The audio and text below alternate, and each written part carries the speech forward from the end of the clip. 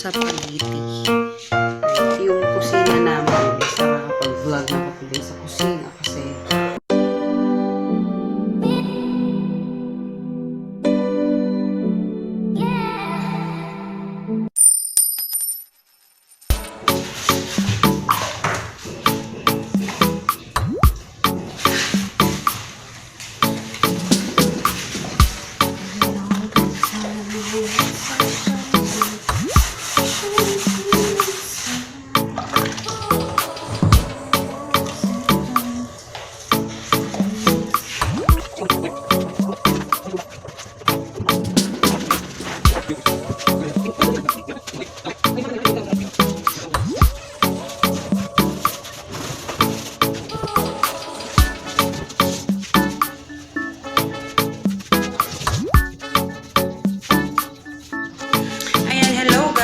good morning.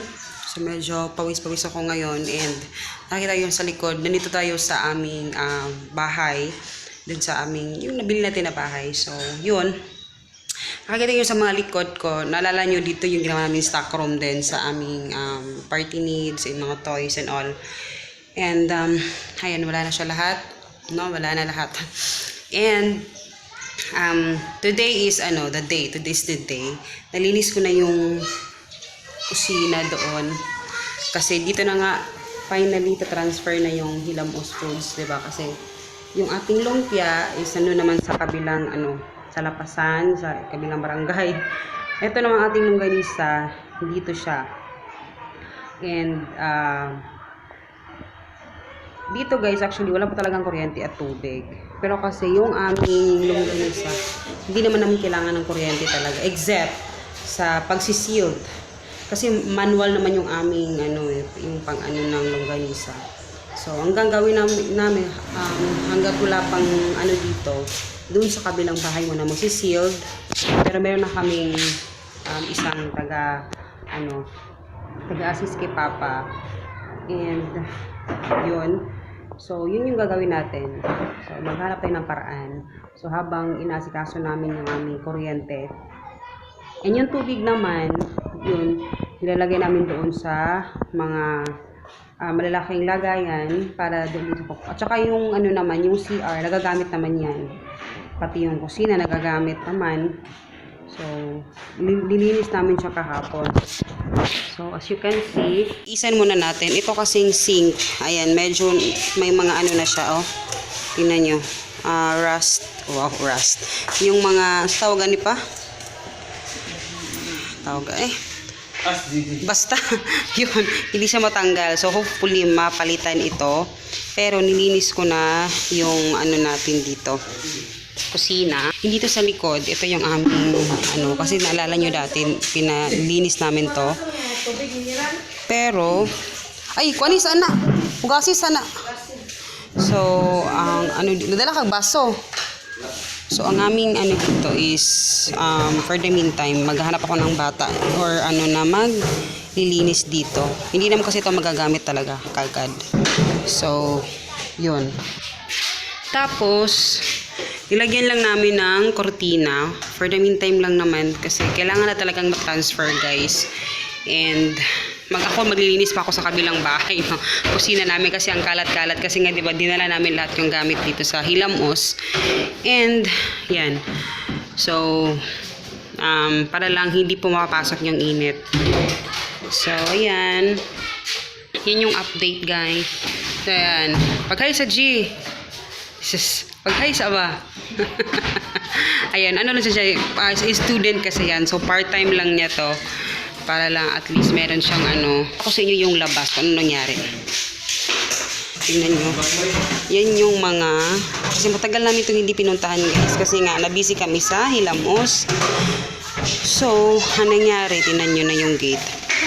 Tapos, ayan, mga, mga, tawag mga grass na pinutol namin, ayan na na. So, papalinisin din natin yan. And then, ito ipapasemento natin. So, tatanggalin na yan. Ayan, yun yung update natin guys sa Hilamos na, na matatransfer na. Tapos pinaano ko dito. Nag-ano kami ng tubig kasi walang tubig sila ni Papa. So ayan, dinala namin yung isang. Yun yung aking pimples guys. So, ang dami nag-breakout talaga. So, yan. And I'm so happy na pinalayas ko na si Papa dun sa bahay. So, kasi kagabi, ako yung nagdala ng mga lamesa kami ni Hagrid. Dinala namin dito. And, konti lang naman yung gamit ng Hilamos. Kasi hindi naman talaga ganun ka, talaga. Kasi yung aming, syempre, hanggat wala pang, dito, wala pang kuryente. Yung freezer namin, yung chest na malaki, chest freezer, dun muna sa kabilang bahay. So, dun magpapak ng orders. And then, dito, maglalagay lang ng, tawag dito, yung mga stickers, magpapak. Basta dalhin doon, doon na isi-sealed. So, yun yung setup muna for now. Importante maitawid natin at saka ha? Say taod. Idala ni mo. Ito guys, ginawa natin ito yung kasi wala tayong cabinet. So ito yung ginagawa namin na basket lang, tapos ito yung mga tawag dito. Ito yung mga Spanish paprika na ni-recycle namin, yung nilagyan namin ng mga salt and everything, and then yan, parang nagtitinda lang ang deck. Ito yung mga natin, ibang gamit.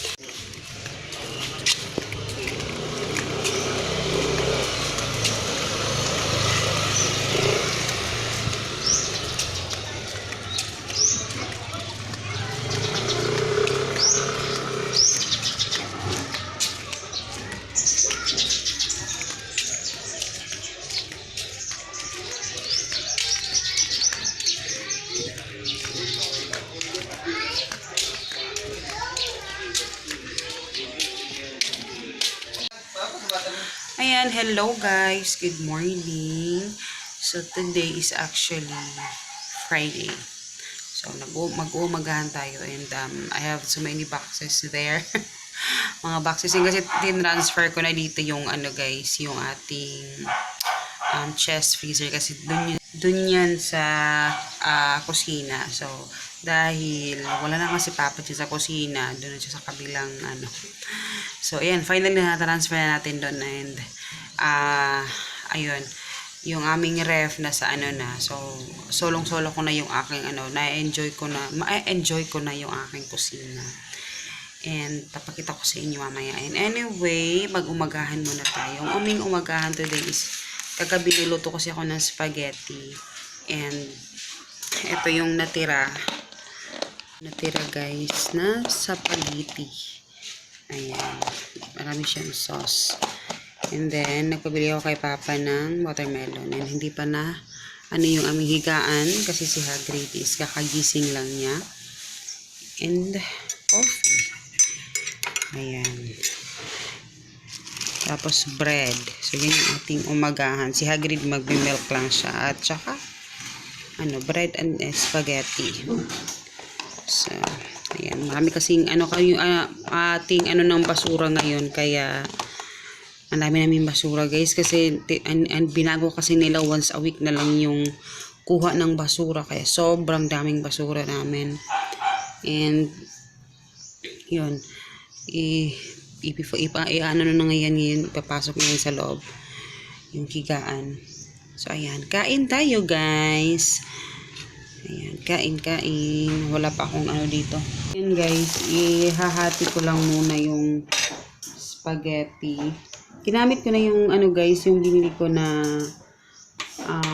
tawag doon? Yung sa Virginia, yung nasa lata na sarap siya, masarap siya. Kasi may timpla na yun, di ba? So, ha? Ano? Ayan. Spaghetti pababa. Taas. Hop!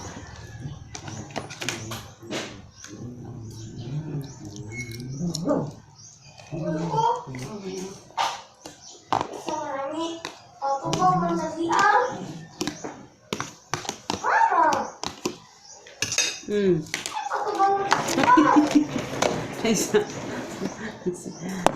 pa si Hagrid.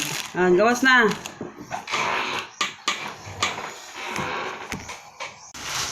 Ayan, hello guys, good morning. So, medyo pamuta pa ako. Hindi pa, maghilamos. And, ayun. Pagluluto ako ng aming breakfast. And, ating lutuin today is yung ginawa ko kahapon na pancake mix. So, uwin ko lang muna. Nantok pa ako guys. Today is Sunday pala. And, yun, ito yung ginawa kong pancake mix. Actually, marami. 1 kilo yung ginawa ko. So, ang gagawin natin today is, pamuna ako na. So, ayan, in-melt ko lang yung aking water. Ito yung favorite ko, itong family spread ng Anchor. Favorite ko to guys, kasi masarap siya. So, in-melt ko lang muna. And then, so, as you can see, yung kusina namin is nakakapag-vlog na ako today sa kusina kasi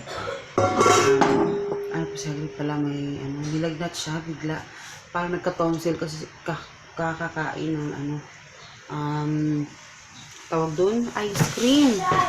Kasi mula nung may ice cream dyan sa tapat namin, titignan ng tindahan. Lahat yung bumibili ng ice cream. Tapos kagabi nag-cake pa kasi birthday nung pinsan ni Papa. Ayan. Inaw ko lang muna to. Ito yung sinabi ko. Ayun nga. Dito na yung ating kusina. And sabi ko nga kay Papa. Kasi si Papa dito siya diba? Na-transfer na siya doon. Ang aking ngayon is dito na kami medyo ma-enjoy ko na yung aking tawag dito, kusina. Kasi talagang hindi ko talaga siya na-enjoy yung kusina ko guys kasi nga gawa nga ng masyadong masikip kami dito. So lagyan natin ng coating asin kasi hindi ko nilagyan kahapon. So lagi ko request ni Hagrid, ang tagal nang hindi ako nagpa-pancake kasi sobrang ang daming ginagawa. Tapos yun, ngayon hindi na ako masyadong busy kasi sabi ko nga kay Papa kailangan mag-ano siya kami mag-assist. So anyway, tapos ito tignan niyo, bumili kami kahapon ng ganito para pang putol ng mga kahoy din sa likod kasi mamaya nilinisin natin yung likod. So ito bumili kami 350 ito. Pero yung mga rust na ganyan matatanggal naman yan kasi normal lang yan So binili namin yan kahapon. So ito na yung ating 2 cups lang to. So lagyan natin ng water. Kala nasa na ba yung aking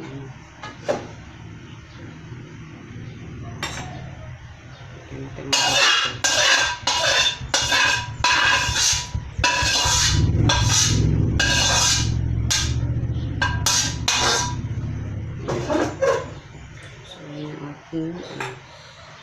Ng egg.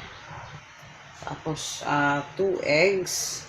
So yung aking guys, yung aking pancake mix sa mga gustong may recipe din naman ako nito nung yung luma kong recipe. Pero tinitwist ko yung aking recipe. So yan. Tapos pala ayun, samahan nyo kami mamaya excited din ako doon na maglinis. So, tignan natin kung hanggang saan, hanggang kailan, bongga, kung hanggang saan yung aming doon. Ang hirap magpaano ng bahay, magpaayos ng bahay. And unti-untiin lang natin guys kasi nag-iipon pa din pa ako. Hindi pa ako tapos nag-ipon. Ano ba yan? Siyempre ayokong biglain na kasi hindi naman to paligsahan and hindi din madali, no, happy din naman ako nakabili na kami ng bahay. Diba? So, ayan. Tingnan natin. Tapos, yun nga, yung plano talaga ni Papa is siya, yun na yung na dito na lang kami kasi yung may-ari kasi dun guys sa kabilang bahay, I think i-renovate nila kasi nag-increase sila ng presyo dun sa kanilang rental. Kaya hindi namin kasi wala kasi dito yung may-ari, hindi sila dito nakatira, sa ibang sila, so ang hirap nilang hanapin. Kaya sabi ni Papa, kasi si Papa ayaw din niyang bitawan tong bahay kasi mas maayos kasi tong bahay na to guys compared sa rerentahan namin sa na bahay namin, tawag doon, yung talagang kabilang bahay ba na katabi sa amin. So ayaw niya dun kasi hindi daw maayos yung So, ang ginawa na lang namin, since ayaw ni Papa umalis dito. So, ang ginawa namin is, na lang, kami ng tubig doon. Nagdadala kami ng tubig doon. And problema nga, di ba kasi walang kuryente, kasi pinoproseso pa yung kuryente namin. Mainit nga siya. So, ang ginawa namin, inopen namin yung mga bintana and all. And, mahangin naman siya, mapapasok naman yung hangin, hindi talaga sa super mainit na mainit. Pero ayun, kasi hindi naman kami talaga gumagamit ng makina kasi manual naman yung namin ng lagayan na So lutuin ko na to guys kasi Papa pa eh. So yun yung aming yun yung gusto nga namin doon sa kabilang bahay, pero yun nga parang hindi itinadhana. So hinanapan na namin ng paraan para magamit talaga yung kabilang bahay. And yun, siguro mga first week, hindi ko pa sure, pero na namin yung gate sa labas. So ngayon yung aming gagawin is kukunin namin yung mga basura, and then yung sa likod kasi medyo may mga kahoy na so paputulin namin, kaya